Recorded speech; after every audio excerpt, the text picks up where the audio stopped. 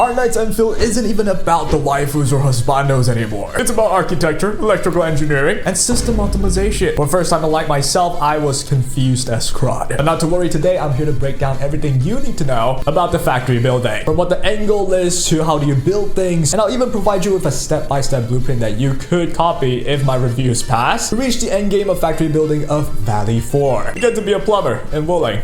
But that's a whole nother video. By the way, the video took a long time to make, so I appreciate if you would drop a sub, huh? Do note that this video will be catered towards newbies that aren't too in the loop with this unique engineering gacha game, and it will focus a lot on getting you there to endgame from ground zero. Without further yapping, let's jump into it. Feel free to use the timestamps if you'd like to go to specific parts, like if you just want to know to copy everything I personally did, you can use the timestamps. I recommend watching fully to understand every factor and detail so you can work on your own base hands-on. It's where the fun is. Now then, first of all, I find a lot of people may not even understand what is the point of building these factories and why it matters. To answer that question, you're basically trying to extract resources from this world, produce different items with those resources in your factory, and then sell them for stock bill savings, which is basically money that you can use to buy very valuable pulls or upgrade resources. A very simple idea. Since it's unrealistic to just have one place to sell stuff to the whole world, you'll be setting up 3 bases in certain areas of the Valley 4 map. You also have a main base in the hub, which is extremely spacious and is home to a wide variety of resources. Your job now is to start with the main base and slowly expand to every other bases in the world. In order to expand your bases, you'll mainly click this icon on the top left, go to Outpost Management, and here's where you'll see all of your bases except for your main one. You can also choose goods to sell for each of the bases. Certain bases are in hot demand for certain items, which will bring you more money if you manage to create and sell them in bulk. And that's exactly what you want to do with your factories. Every time you sell stuff, you'll get experience points for each of the bases, and that's how you level up your bases to unlock more money to be earned and unlock more goods to be sold. Now that you know what you're dealing with, let's jump right into early game. How do you start and build your factory? We actually want to start with your main base in the hub. Your first priority is to extract natural resources first and then craft basic materials with them in this main base. In early game, the tutorial already helped you set on mining rigs that automatically extracts 2 of the basic resource, that being Originium ore and Amethyst ore. So now you just gotta process them into goods that you can sell or process them into a different form to eventually make another item that you probably could sell. To start us off, I have this handy blueprint here. All of my blueprints does need review, but if it passes, you'll see all the codes in the description down below. Before you place a blueprint, make sure to empty out all outputs of your automation core. Then place the blueprint, and then set the core with the correct output of item based on the production line it's connected to. This is more important than you think. It will prevent annoying jams that may screw you up for a long time, because if your production line is designed to have Originium ore being taken in, and if you use Amethyst ore, what will happen is the entire thing is just going to be jammed up and your entire production line halts. So make sure to put the right stuff in the right factory building. This blueprint here helps you turn those ores into Origo crust and Amethyst parts. These are both items that you can sell in the refugee camp at early level, so you can already sell them for money, and that's the main gameplay of this factory mode. Make goods, sell for money. On top of that, these items are also used in constructing a lot of other buildings, so it's really important to always have these in manufacturing, and thankfully the tutorial mostly already teach you how to do this. Your early game will mostly just need this, and once you sell enough goods, you'll reach a higher level for refugee camp, because every time you sell something, you'll gain experience points for the camp. By achieving a higher level, the refugee camp will now show that there are new goods that you can sell for a much higher price, and you need to gain much more experience points to get to the next level. So that'll be your next step. Create those rarer items and sell them for more money while leveling up the base itself. While you do all of this, you can purchase base upgrades with the money you make, things like area expansion and depot bus, which the depot bus are specifically insanely useful that I think a lot of people might have ignored. We'll get to that one later. And that is basically early game. Keep things going till you reach level 2 of your factory. And in the meantime, it's definitely recommended that you progress through the story. You have to progress through the story because you'll unlock much more natural resources and unlock new camps. The earlier you unlock them, the more money you can make daily, since there is a daily limit on how much money you can make in a day. So far, most players will have the exact same experience in very early game, but the next step is quite different. Instead of focusing on just your base, you want to focus on unlocking more resources, specifically different ores. Based on the tutorial, you pretty much want to place a rig in these mines that you can find on the minimap and power these rigs so that they can automatically farm more resources for you to eventually use in your factory. This is gonna take a while to do, and it's where you see the memes of Arknights Endfield being 99% gameplay of an electrical engineer. You have to start from a nearby base, connect relay towers to another relay tower to eventually reach your mining rigs. That's how you power them. It's literally like the electrical wires you see at the side of the road. As you do this, you want to collect collect any basic AIC index you find in the world and unlock as many as you can. You prioritize all the resourcing upgrades and all except the last power upgrade first. That allows you to get new mining rigs for Ferrium ore, and it will be the next ore that you have access to, and it will be an important ore just like Iridium and Amethyst. And as for the power upgrades, it will unlock the ability to transmit power even with electric pylons. This is very important since the pylon is much shorter compared to the relay tower. Sometimes you have to use the shorter pylon to transmit power underground or through a shorter ceiling, and you may not be able to just power through the whole map with just relay tower because sometimes it's just too tall to build. If you haven't had this basic AIC unlocked, you won't be able to transmit power through pylons, and you're pretty much locked out of getting more resources since you cannot power a lot of the mining rigs. Once you progress in the story enough to have access to Ferrium ore and that you hooked as many of them up with their respective automatic mining rig, you then want to go ahead and actually focus on unlocking certain basic AIC upgrades. Long story short, you want to get them all eventually anyway, but if you want to pick and choose, upgrade all the resourcing, logistics, processing, power, and the first upgrade of exploration. Without these, you do not have a lot of functions and buildings needed to make rare items in your factory, and you want to sell for a much more exorbitant price. If you want to have a much better understanding, do play through the in-game guide of all of these upgrades. In fact, I do urge you to do it, otherwise it is very hard for you to know what is happening when I show you this or this. Alright, maybe you'll understand this one actually. We all know this was gonna happen, right? Now they unlock most of the upgrades, it's time to figure out how you want to go about building your factories. Do remember, this is your gameplay, there's a lot of freedom here as long as you follow the general idea of what you're trying to achieve. Now the standard idea for early to mid game is actually for your main hub base to be a general base that focuses on creating basic materials, and for your other base to use these basic materials and process them into any goods that you need to sell relative to each base's level and a variety of goods you can choose to sell in them. And then with the upgrade for your basic AIC, you want to buy one depot bus upgrade in all of your other bases, then equip them with a depot unloader. You cannot do this without unlocking its respective basic AIC upgrade. This function is one of the most important factory structure to understand, which I'll dive into later. But basically, this depot system allows other bases to have way more access to your resources, and you can create much more production lines with them. Without understanding this, some of you might think the factory gameplay all have to start with the core in the middle with only the measly 6 outputs. It is not that way. However, do know that this isn't the only way to play. As I mentioned, you can get creative. Say, create only one type of goods per base and a mix of everything in your main hub base. If you're going to min-max though, following the standard idea seems to be the general consensus that I see so far. So to repeat, your main hub base will process a lot of basic resources early game, while your other bases create production lines for the rarer items that sells for the most money respective to their own area. Nearing endgame, it's the same thing, except your main hub base also get to produce rare items because of just how much more spacious it is, especially once you unlocked all the area expansion and depot bus upgrades. And now we can finally go to step 2, and we start with your main hub base. Do remember there are no strict rules to play your own game, but I myself have prepared this blueprint that allows you to farm most of the early game to mid game resources. You want to start by making sure you have a decent amount of Iridium ore, Origo crust, and Amethyst parts first, since you'll be spending them a lot to build this blueprint. Then you want to stash all the older builds, clear out the core's output. You also want to unlock the second depot bus upgrade for your main hub, which isn't too expensive. Once you're done with that, you can start by placing this blueprint, which is filled with thermal banks. This structure helps you gain more power or electricity that you can see on top of the screen here. If you build more buildings and power them, you're gonna use more power, and if you run out of power, your entire factory will stop working. Since you have a lot more buildings to build now, it's wise to always start with thinking about power first. Line them up to the farthest top right, construct them, and click on the depot bus and place in Iridium ore. In a few seconds, you will have extra power, and if you really need more, you can always add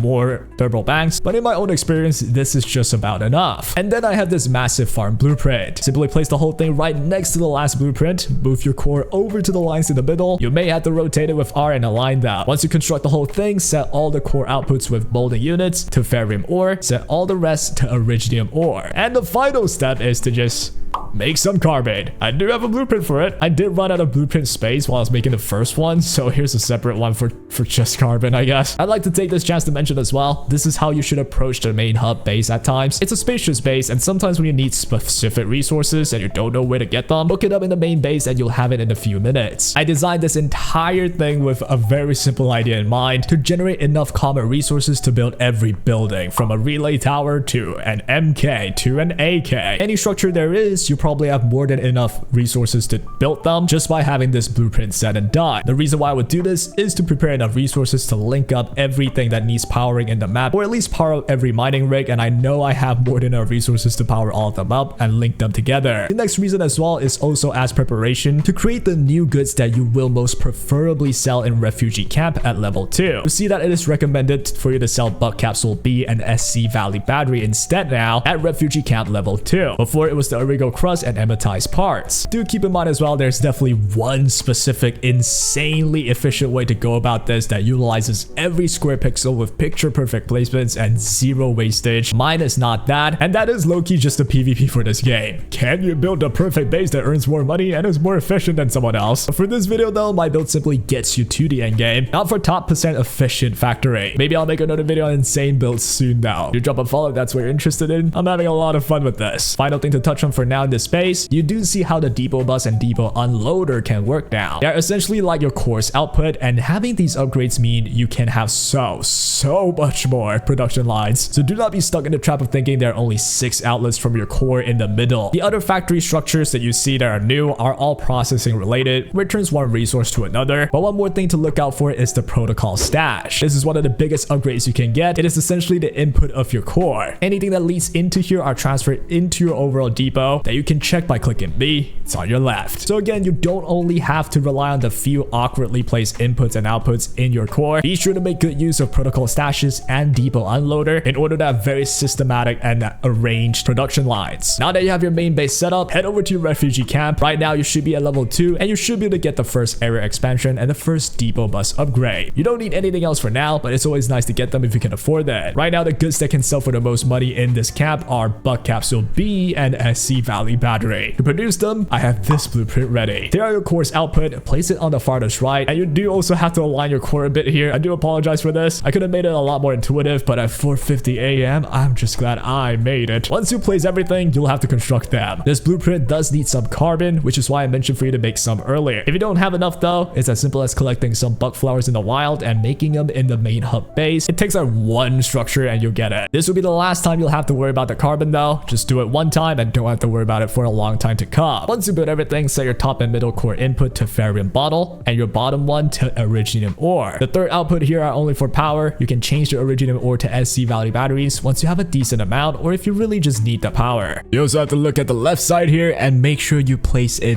bug flower in the seed picking units. There are 2 of them. You want to make sure you put bug flowers in them and you're good to go. I'll explain what they do later. With this build, you'll get both the preferred items to be sold for level 2 refugee camp, so go ahead and sell them once you have enough. You can check the yield performance per minute of these goods to identify how good or efficient your build is. Mine is really not that efficient, but as I said, it gets the job done till the next level without issues. Once you hit level 3, you will have to scrap everything here again to create the next level of goods, so do not worry and try to experiment around when you are early. That's how you can enjoy the full brunt of electrical engineering in this anime game. To break things down for you though, these production lines all just follow the tutorial and description of what they do in order to get to the product that I eventually want to craft. All of these you can learn from the in-game guide, and honestly, just logical thinking, right? What is especially interesting is the seed picking unit and planting unit here. This structure allows you to infinitely create any plants with a lot of surplus, enough to send half of them into your depot and another half into further processing, and still generate more plant without running out. That's how you can avoid ever needing bug flowers again by having this structure and putting a bug flower in the seed picking unit and watch it run. You'll learn this structure from the in-game guide, so don't feel too daunted and check out the in-game guide for these stuff. You'll learn quickly. At this point in the game, you should also have unlocked the Infra-Station base and Reconstruction HQ base if you've played through a lot of the story. You want to do the same thing with these bases. Upgrade the bases by creating products that they prefer to sell for the highest value of money. For Infra-Station, the preferred items to sell are Ferrium parts and LC Valley battery. Not exactly the same battery as earlier though, it's important to know. All I did was follow the in-game blueprint to make LC batteries, and honestly, because level 1 is quite easy to just burst through, I pretty much just sat there until I got enough LC Valley batteries and then got to level 2. It didn't take too long at all. Level 2 will require SC Valley batteries and Bug Capsule B, which is the same pair as Refugee Camp anyway. So yep, meaning for level 2, you can copy the same exact thing from the Refugee Camp. With another base ready, you will now maybe be running low of the base resources. So you want to head back back to the hub base. Remember when I said the hub base is kind of your main base where you get a lot of the common resources ready? And since we started to need a lot more resources now, we're gonna return to here and set more production lines up for the common resources, and that'll fund the rest of the bases. You want to unlock the third depot upgrade here and place this blueprint to the left side of the previous one. Feel free to stash anything or move anything in the way. You're gonna need a lot more Ferrium related products in order to make all of those goods that you need to sell. So I just added a lot of Ferrium production lines. And that's pretty much it for this particular base, at least up till level 2. Moving on from that, you'll now work on the level 1 of the final base in Reconstruction HQ. This base also prefers you to sell the same SC Valley batteries and Buck Capsule B. So again, the same exact blueprint will work since it's the same 2 products that you're trying to sell. So take the refugee camp blueprint, and do remember you have to upgrade 1 depot bus upgrade and also 1 area expansion upgrade. At least this is for my build. There are people who are able to just keep everything compact and still have everything work out efficiently. But well, I found out that I have enough money anyway, so I just got the area expansion. This one's actually quite more expensive, but manageable, especially with selling the batteries. Once you copied and constructed everything, you finally have all bases running, and you'll eventually sell enough stuff to hit level 3 on Refugee Camp and Infra-Station, but only level 2 on Recon HQ. And now the preferred goods to be sold for all 3 bases at these levels are the hardest ones to make, which are Buck Capsule A and HC Valley battery. These are purple quality items, and they take a lot more effort to create them. To make these, we have to go back to the hub base to start. We will be needing much more basic resources, especially now that we're running 3 bases, and you need so much more resource to create the purple quality goods. That's also what we did just now with a bunch of Ferrium bottles. And we'll be doing the same thing again essentially, using the hub to generate more basic resources that we need as we expand and get more complex production line to go. Long story short, here you want to use this plant/powder blueprint. Place 8 total of these anywhere on the hub space. Try and make it look nice obviously, but it really doesn't do too much, but I would rather it look the range, yeah? You get the area expansion upgrade if you find a need for more space as well. You should be able to afford it at this level. Once you place them all down, place a sand leaf into 4 seed pickers and bug flower into the other 4. What this does is it generates infinite plants and also shreds half of them into powder. These powders is what's going to be needed to create the purple quality items that you want to sell. The build that you see right now also transfers all of them into your depot so your other bases can access them and process them. You switch out one of the depot unloader for the thermal bag to the battery that you have the most of. You should be able to handle spending some of them for power considering all the extra buildings you just built. Now if you already have enough power though, you don't gotta worry about it. Only worry about this if you lack power. The final step here is to head over to the Recon HQ base and use this blueprint. Remember to clear all outputs for your core and then set the bottom 2 to Originium ore and the top to Sandleaf powder. Once you construct everything, this entire build will generate 1 to 2 Buck Capsule A's and 2 HC Valley battery per minute. A very efficient build will generate 3 of each product consistently, which I've yet to figure out how yet, but hey, as I mentioned, this video gets you to the end game of factory building, not exactly the perfection of factory building, right? And with the rarest products achieved, you have now unlocked the true factory endgame for Valley 4. Now you're trying to increase the efficiency of creating these products, and honestly, I haven't mentioned this, but yeah, you're supposed to copy this entire build now, since it creates purple quality items, paste it to anywhere that also requires the same goods, which at level 3, all 3 of your bases need these same 2 purple quality items. There are a lot of efficiency increasing things that you could do, and my builds currently does require the core itself, which is actually hard to expand because you only have 1 core per base. So the challenge now becomes, can you figure out a build where it allows you to not use the core, only depot buses, and still efficiently make production lines that can safely net you a lot of the goods to be sold. As you figure this out, you'll eventually unlock every upgrade possible, getting all the depot buses and all the area expansions, which will add even more options to your factory building and production lines that you can further increase the efficiency of. If you are to ask how do people figure what to build or how to build them, honestly, it's not really too difficult. Connect an item to a destination, and for that destination to turn this item to something else, and for that something else to eventually be crafted into something else. And the challenge here is to figure out how to efficiently do it with very little wastage, and that is the true endgame of Valley 4 Factory. You're stressing out your hairlines up like a true architect turned engineer. I love Arknights Endfield. It teaches me about floor plans, blueprints, and power grid. And this video took a long time to make, so hit the sub button for me, will ya? Also, here's a video. Also, Arknights. Only cool people watch it, by the way.